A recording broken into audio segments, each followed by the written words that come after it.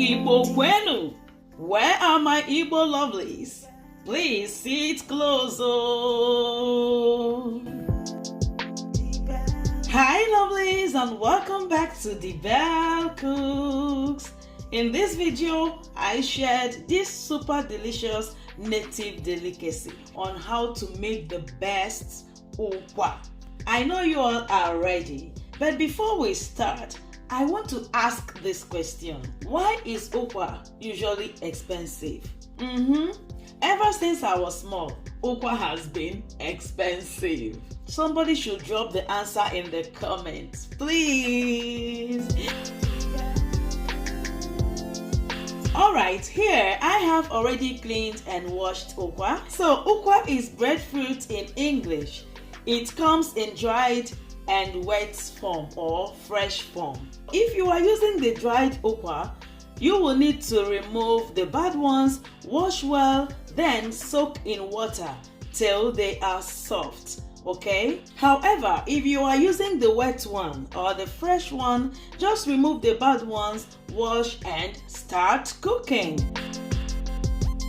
I poured this Ukwa in a pot, added water a little bit above it, okay? Because when you're cooking Ukwa, you need this delicious juice. If you cook Ukwa without this juice, then you have not cooked Ukwa unless you made the Ukwa porridge. Cover this and bring to a boil. While waiting for the Ukwa to boil, I have some palm ash or ungo. Add water to this palm ash, mix it very well. Then filter with a chiffon cloth. You will be left with this beautiful juice, okay? Don't mind the color, okay? So pour this ungo water in the already boiling Ukwa. The purpose of this ungo water is to hasten the cooking time, and also it gives this Ukwa this delicious rich color. So cover this and you will have to cook until the seeds, these Ukwa seeds, are super soft. So in a pot, I added some dry fish. Already I washed the dry fish, salt, and my homemade stock cube. I let this cook till the water is almost absorbed. Then I added some washed oba. I've washed this oba, okay? And I cooked till the remaining water is absorbed.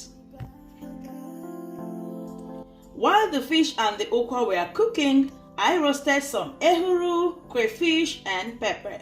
I blended them and set them aside.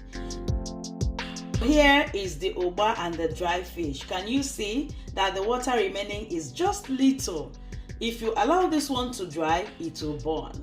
The fish will burn. So I got this out and I set it aside.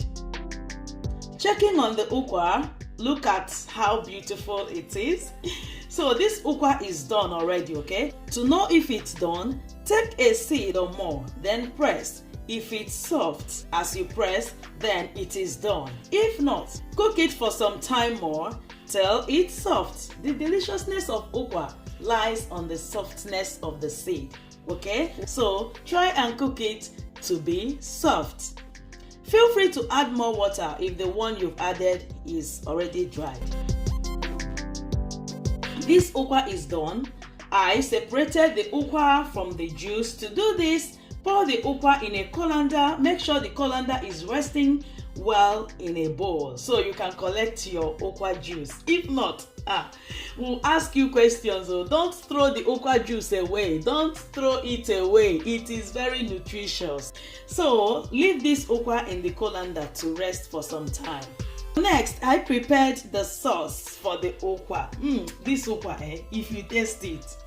So to do this, in a dry pot, I added some red oil and gradually I added some ungo water.